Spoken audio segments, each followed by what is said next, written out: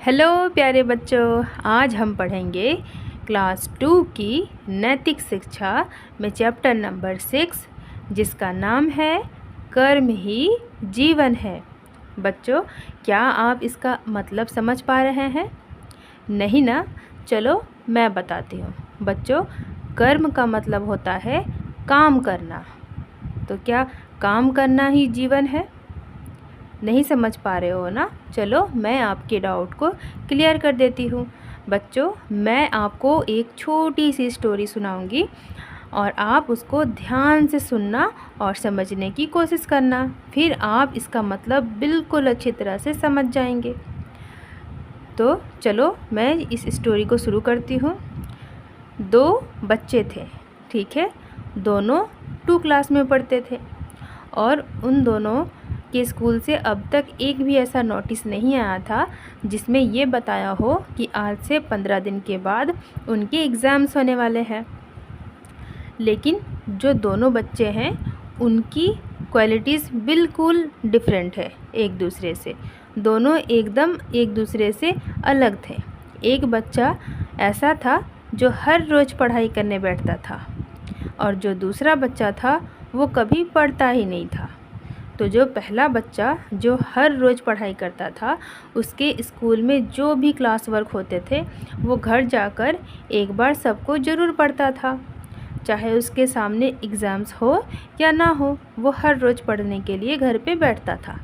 और जो दूसरा बच्चा था वो हमेशा ये कहकर टालता था कि मेरा अभी एग्ज़ाम नहीं है, मेरा अभी टेस्ट नहीं है, तो मैं अभी क्यों पढ़ूँ? जब मेरे एग्ज़ाम्स नज़दीक आ जाएंगे तो मैं पढ़ लूँगा। ऐसा कहकर हमेशा वो टाल देता था और कभी पढ़ने नहीं बैठता था। फिर एक दिन स्कूल से नोटिस आता है कि अगले 2 दिनों के बाद तुम्हारे एग्ज़ाम्स होने वाले हैं।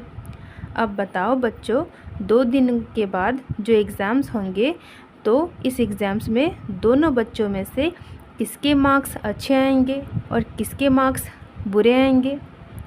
ऑब्वियसली पहला बच्चा जो हर रोज़ पढ़ाई करता था उसके रिज़ल्ट बहुत अच्छे आएंगे। लेकिन जो दूसरा बच्चा था जो पढ़ता ही नहीं था, क्या उसके लिए ये पॉसिबल हो पाएगा कि 2 दिन में वो सारी चीज़ों को याद कर ले? नहीं ना, क्योंकि पहला बच्चा तो हर रोज़ पढ़ता था, तो वो थोड़ी देर भी पढ़ लेगा तो भी वो एग्ज़ाम्स को अच्छे से लिख कर आएगा। और जो दूसरा बच्चा है उसने तो कभी पढ़ा ही नहीं, तो क्या वो 2 दिन में याद कर पाएगा? नहीं ना। तो बच्चों, यही होता है कर्म। हम आज जितनी भी हार्ड वर्क करेंगे तो इससे हमारा फ्यूचर डिसाइड होगा। आज अगर हम बहुत ज़्यादा मेहनत करेंगे तो कल को हमें इसका अच्छा रिज़ल्ट भी मिलेगा। और अगर हम आज या अभी ज़्यादा मेहनत नहीं करेंगे, हम बस काम को अपने टालते रहेंगे और काम से पीछे भागते रहेंगे, तो फिर आगे चलकर फ्यूचर में फिर हमें हार्ड वर्क करना पड़ेगा। तो अच्छा तो यही होता है ना कि अभी ही हम अपना सारा काम करके निपटा लें, ताकि फ्यूचर में हमें किसी भी तरह की प्रॉब्लम्स ना आए, है ना बच्चों? तो ये इस लाइन का मतलब था। मुझे पूरा विश्वास है कि आपको समझ में आ गया होगा। अब चलो हम लोग स्टोरी को पढ़ते हैं कि इस स्टोरी में क्या है। बच्चों, चलो तुम भी मेरे साथ पढ़ो। एक गांव में एक किसान अपने परिवार के साथ रहता था। उसके खेत में ही उसका छोटा सा घर था। एक दिन शाम से ही तेज़ बारिश होने लगी। देखो, इस फोटो में वो किसान और उसके दोनों बच्चे और उनकी पत्नी है। तो ये किसान एक गांव में रहते थे और जिस खेत में वो खेती करते थे उसी खेत में ही इनका घर भी था। एक दिन क्या हुआ, शाम से ही बहुत तेज़ की बारिश शुरू हो गई। किसान अपने दोनों बेटों व पत्नी के साथ घर में जा लौटा। धीरे धीरे रात हो चली, बाहर बहुत अंधेरा था। तो बच्चों, एक दिन शाम में क्या हुई, बहुत तेज़ की बारिश शुरू हो गई। तो फिर वो किसान अपने दोनों बच्चों के साथ घर में चला गया। उसके बाद धीरे धीरे रात भी हो गई और बाहर बहुत अंधेरा हो गया। उसके बड़े बेटे ने खिड़की के बाहर देखते हुए पूछा, पिताजी आज आसमान इतना काला क्यों है? बच्चों, आपने भी ये बात नोटिस की होगी, जब बारिश का मौसम रहता है और शाम से ही बारिश होती है, रात को भी बारिश होती है, तो बाहर कितना अंधेरा रहता है ना। ऐसा क्यों होता है, क्या तुम मुझे बता सकते हो? क्योंकि बादलों की वजह से चाँद और जितने भी स्टार्स हैं सब छुप जाते हैं, इसी वजह से बाहर बहुत अंधेरा हो जाता है। आप बहुत चालाक बच्चे हो, आपने जवाब सही सोचा। चलो आगे पढ़ते हैं। किसान ने जवाब दिया, बेटा बारिश और बादलों के कारण चाँद बादलों में छुप गया है और साथ ही अनगिनत तारे भी छुप गए हैं।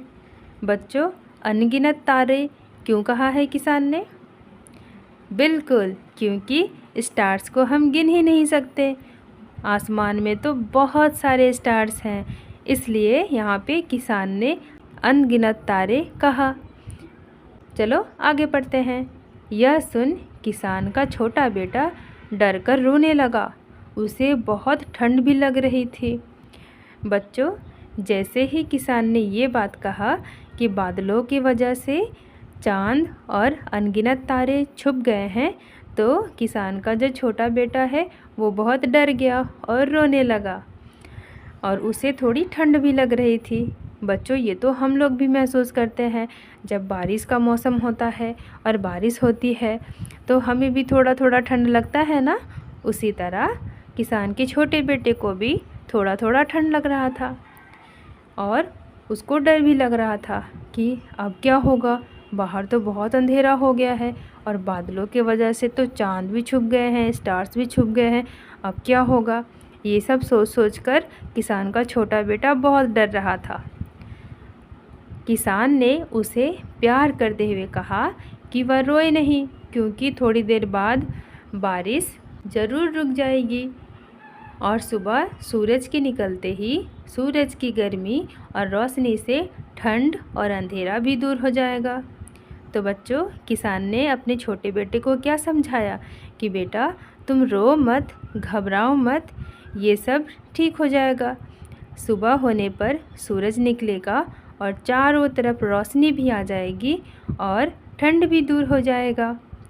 किसान के बेटे ने रोते हुए कहा, पिताजी क्या सूरज अभी नहीं निकल सकता? मुझे बहुत डर लग रहा है। बच्चों, तुम मुझे बताओ, क्या रात में सूरज निकल सकता है? नहीं ना क्योंकि वो तो सुबह निकलता है। और इसमें डरने की बात है क्या? किसान का जो छोटा बेटा डर रहा है, क्या ये डरने की बात है? नहीं ना, क्योंकि रात तो ख़त्म होनी ही है, उसके बाद तो सुबह हो ही जाएगा और सुबह होते ही सूरज भी निकल आएगा, अंधेरा भी दूर हो जाएगा, ठंड भी दूर हो जाएगा, तो इसमें डरने की कोई बात नहीं है ना बच्चों। किसान ने हंसते हुए समझाया, बेटा डरने की कोई बात नहीं है, क्योंकि हर रात के बाद दिन तो होता ही है, सूरज भी थोड़ी देर में निकल आएगा। दिन भर तो वह आसमान में ही था, है ना बच्चों। सूरज तो दिन भर आसमान में ही रहता है। उसने हमारे खेत में लगे पौधों को बढ़ने में खूब मदद की। किसने मदद की? सूरज ने। किसान ने ये बात किससे कह रहा है? अपने छोटे बेटे से, क्योंकि वो डर रहा है और ये कह रहा है, पिताजी क्या अभी रात को ही सूरज नहीं आ सकता? मुझे बहुत डर लग रहा है। बच्चों, तुम मुझे बताओ कि सूरज ने किसान के पौधों को बढ़ने में कैसे मदद की होगी? सही सोचा, उसकी लाइट की वजह से पौधों में फोटोसिंथेसिस होती है, जिसके कारण पौधे अपना खाना बनाते हैं और वो बढ़ते हैं। उसी प्रकार किसान के खेतों के पौधों में उसने बढ़ने में मदद की होगी, है ना।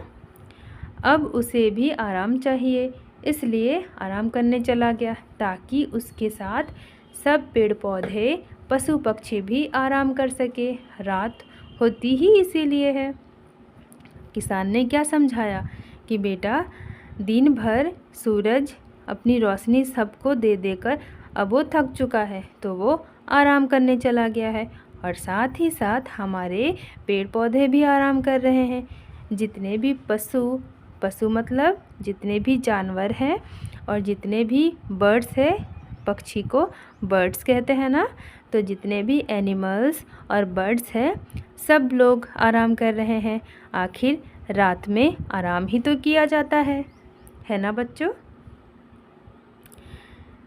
किसान का बड़ा बेटा जो अभी तक दोनों की बातें सुन रहा था बोला, पिताजी कितना अच्छा हो अगर सूरज प्रतिदिन ना निकले और हम मज़े से सोते रहें। सुबह सुबह उठना कितना बुरा लगता है। बच्चों क्या तुम बताओ, क्या ऐसा होता तो अच्छा होता क्या? अगर हर रोज़ सुबह होती ही नहीं, बस रात ही होता, तो क्या मज़ा आता? क्या आपको अच्छा लगता? नहीं ना। पर किसान का बड़ा बेटा अपने पिताजी से यही कह रहा है कि पिताजी कितना अच्छा होता अगर सुबह होता ही नहीं और रात ही होता, हम लोग बस सोते ही रहते, आराम ही करते रहते, सुबह उठना तो बहुत बुरा लगता है। तो किसान ने उसे समझाते हुए कहा, बेटा अगर ऐसा हुआ तो हमें खाने को कुछ नहीं मिलेगा। सब पेड़ पौधे और उनके बाद सभी पशु पक्षी ख़त्म हो जाएंगे। बच्चों तुम मुझे बताओ, ऐसा किसान ने क्यों कहा कि पेड़ पौधे भी ख़त्म हो जाएंगे, पशु पक्षी भी ख़त्म हो जाएंगे?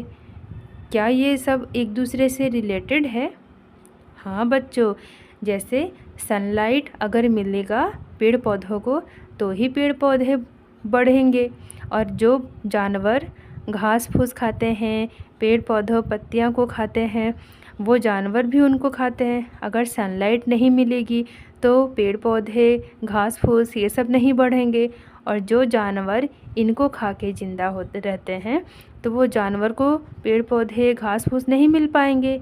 इसके वजह से वो जानवर भी मर जाएंगे, और जो जानवर को ही खाते हैं फिर उनको भी जानवर नहीं मिलेगी। तो इस तरह से पूरा इकोसिस्टम ख़त्म हो जाएगा और हमें भी कुछ भी खाने को नहीं मिलेगा। इसीलिए किसान ने ऐसा कहा। अब चलो आगे बढ़ते हैं।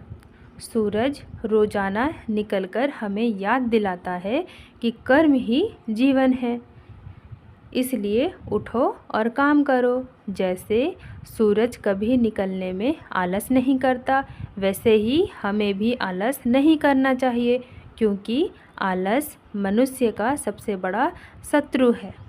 बच्चों किसान ने क्या कहा कि जैसे सूरज कभी भी आलस नहीं करता, वो तो हर रोज़ निकलता है, उसी तरह हमें भी सूरज से सीखना चाहिए कि अपना काम हम हर रोज़ करें, कभी टाले नहीं कि आज नहीं करना है, आज मुझे पढ़ाई नहीं करना, मैं कल पढ़ाई कर लूँगा, या आज मैं ये काम नहीं करूँगा, मैं कल कर लूँगा। आखिर सूरज भी तो रोज़ रोज़ निकल रहा है ना, तो उससे हमें ये सीखना चाहिए। और किसान ने क्या कहा कि आलस मनुष्य का सबसे बड़ा दुश्मन है। आखिर हम हर चीज़ में आलस करेंगे तो इससे हमारा प्रॉब्लम्स ही तो बढ़ेंगे, है ना बच्चों। इसलिए तुम भी जीवन में कभी आलस मत करना, हमेशा बहुत मेहनत करना, तभी जीवन में उन्नति कर पाओगे। बच्चों उन्नति का मतलब है कि आगे फ्यूचर में जब आज आप बहुत मेहनत करके पढ़ाई करेंगे तो फ्यूचर में आप एक अच्छे व्यक्ति बनकर आएंगे, है ना। आप जो भी बनना चाहते हैं, आप डॉक्टर बनना चाहते हैं, आप इंजीनियर बनना चाहते हैं, आप टीचर बनना चाहते हैं, आपकी जो भी इच्छा है उसके लिए तो आज आपको मेहनत करना ही पड़ेगा ना। तो अगर आप आज मेहनत करेंगे तो आप भी जीवन में उन्नति कर पाएंगे। मतलब आप जो भी बनना चाहते हैं वो आप ज़रूर बनेंगे। हमेशा याद रखो कि मनुष्य की पहचान उसके काम से भी होती है। बच्चों ऐसा किसान ने किस लिए कहा? क्योंकि हमें सिर्फ लोग नाम से ही नहीं पहचानते हैं कि उसका नाम ये सोनू है, उसका नाम मोनू है, उसका नाम मुकेश है, ये तो बस नाम है। लेकिन जब हम बहुत बड़े हो जाते हैं और हम कुछ बन जाते हैं, जैसे हमारे देश के राष्ट्रपति, हमारे देश के प्रधानमंत्री, इन लोगों को सब लोग कैसे पहचानते हैं, उसी प्रकार हमें भी ऐसा सोचना चाहिए और काम करना चाहिए कि हमारी भी एक पहचान बने और सब लोग हमें पहचाने। आखिर हमारे देश के प्रधानमंत्री, राष्ट्रपति को पूरे देश में, पूरे वर्ल्ड में सब लोग जानते हैं ना। क्या हम लोगों को पूरे देश में और पूरे वर्ल्ड में जानते होंगे सभी? नहीं ना। हमें तो बस अपने आसपास के मोहल्ले वाले, हमारे घर वाले, हमारे रिश्तेदार वाले ही जानते हैं। क्या हमें पूरे देश के लोग पहचानते हैं? नहीं ना। इसके लिए हमें आज से ही मेहनत करना शुरू कर देना चाहिए, ताकि बड़े होकर हम भी अपने जो भी इच्छा है हमारी कि हम बड़े होकर ये बनना चाहते हैं, तो उस मुकाम तक पहुँचे, ताकि हमें ज़्यादा से ज़्यादा लोग पहचाने। इसीलिए किसान ने कहा कि हमेशा बहुत मेहनत करना, तभी जीवन में उन्नति कर पाओगे। यह कहते हुए उसने अपने दोनों बेटों को अपने सीने से लगा लिया। तो बच्चों, यहाँ पर हमारी कहानी ख़त्म हो जाती है। क्या आपको ये चैप्टर समझ में आ रहा है? अगर आया है तो प्लीज़ मेरी वीडियो को लाइक ज़रूर करना, और इस चैनल पे पहली बार आए हो तो चैनल को सब्सक्राइब ज़रूर कर लेना बच्चों। Bye bye.